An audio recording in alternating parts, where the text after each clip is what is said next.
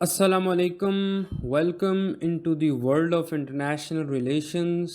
आज की वीडियो में हम डिस्कस करेंगे कि जो इंटरनेशनल सिस्टम है ये कितने टाइप्स का है और कौन सा सिस्टम जो है वो सबसे ज़्यादा बैलेंस्ड है, स्टेबल है, पीसफुल है।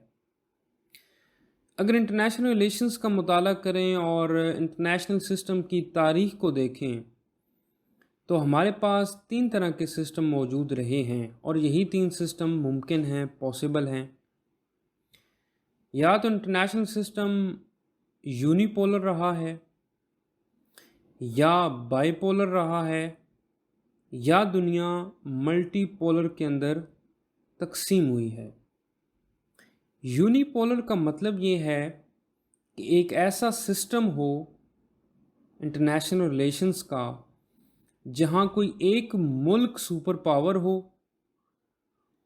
और वो पूरे सिस्टम को रन कर रहा हो, या एक सुपर पावर ग्रुप हो, यानी मुख्तलिफ ममालिक का एक ऐसा ग्रुप जो एक सिस्टम को चला रहा हो, तो इसे यूनिपोलर सिस्टम कहते हैं। जैसे जब सोवियत यूनियन डिसइंटीग्रेट हुआ, उसका डाउनफॉल हुआ, उसके बाद जो दुनिया थी वो यूनिपोलर थी। अमेरिका सुपर पावर बना और चंद सालों तक अमेरिका पूरे सिस्टम को रन करता रहा। तो वो जो टाइम था कोल्ड वॉर के एंड होने के बाद का, वो यूनिपोलर कहलाया। अगर बाइपोलर सिस्टम की बात की जाए तो ये एक ऐसा सिस्टम होता है कि जिसके अंदर दुनिया दो ग्रुपों में तकसीम होती है, या दो इंतहाई ताकतवर ममालिक हैं जो इंटरनेशनल सिस्टम को रन कर रहे हैं और दुनिया दो हिस्सों में तकसीम है। जैसा कि हमने देखा, सेकेंड वर्ल्ड वॉर इख्तिताम पजीर हुई और दुनिया बाइपोलर सिस्टम के अंदर दाखिल हो गई। लेकिन जैसे ही कोल्ड वॉर इख्तिताम पजीर हुई तो जो दुनिया थी, जो इंटरनेशनल सिस्टम था, वो बाइपोलर से यूनिपोलैरिटी की तरफ शिफ्ट हो गया। तीसरा सिस्टम जो है वो मल्टीपोलैरिटी का है। मल्टीपोलैरिटी का मतलब ये है कि दो से ज़्यादा ममालिक इतने ताकतवर हों, तीन या तीन से ज़्यादा, कि जो पूरे सिस्टम को रन कर रहे हों, पॉलिसीज़ को बना रहे हों, इंटरनेशनल सिस्टम को डायरेक्शन दे रहे हों। अब हम जिस फेज से गुज़र रहे हैं, जिस ज़माने के अंदर हम मौजूद हैं, ये मल्टीपोलैरिटी सिस्टम है। एक तरफ हम देखते हैं कि अमेरिका ताकतवर है तो दूसरी तरफ चाइना तेज़ी के साथ सुपर पावर के स्टेटस को गेन कर रहा है।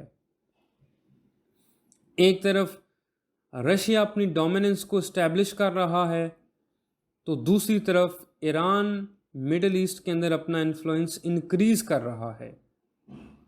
तो ये जो सिस्टम है ये मल्टीपोलैरिटी का है। इसके अंदर दो से ज़्यादा ममालिक हैं जो इस पूरे सिस्टम को इन्फ्लुएंस कर रहे हैं। आखिर में हम ये डिस्कस करते हैं कि इन तीनों सिस्टम्स के अंदर सबसे ज़्यादा स्टेबल सिस्टम कौन सा है।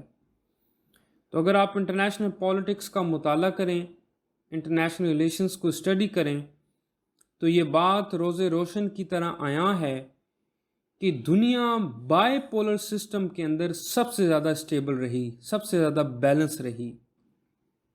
सेकेंड वर्ल्ड वॉर के बाद दुनिया बाइपोलैरिटी के अंदर एंटर होती है और 3 डेकेड्स यानी 3 दहाइयों तक दुनिया बाइपोलर रही। एक तरफ अमेरिकन ब्लॉक था तो एक तरफ सोवियत यूनियन ब्लॉक था। कोई बड़ी जंग मार्ज़ वजूद में नहीं आई। इसमें कोई शक नहीं है कि क्यूबन मिसाइल क्राइसिस जो था वो कोल्ड वॉर का बड़ा हॉट टाइम था। वियतनाम के अंदर भी जंग होती है, उससे हटकर हमने देखा कि ईरान के अंदर रेवोल्यूशन भी आया, लेकिन ये फिर भी निस्बतन स्टेबल सिस्टम था।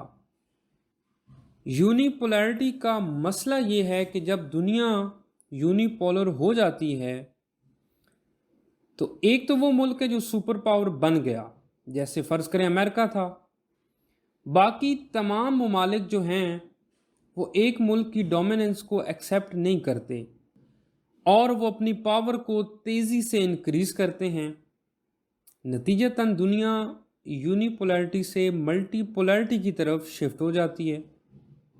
प्रोफेसर जॉन मीरशिमर, जिन्होंने tragedy of great power politics बड़ी शानदार किताब लिखी और ये पायनियर भी हैं, बानी हैं न्यू रियलिज्म के ऑफेंसिव वर्जन के, इन्होंने 90s की दहाई के अंदर ये बात कह दी थी, बयान कर दी थी, दुनिया को आगाह कर दिया था कि आज तो अमेरिका बहुत ज़्यादा खुश हो रहा है कि वो सुपर पावर बन गया है और दुनिया यूनिपोलर हो चुकी है।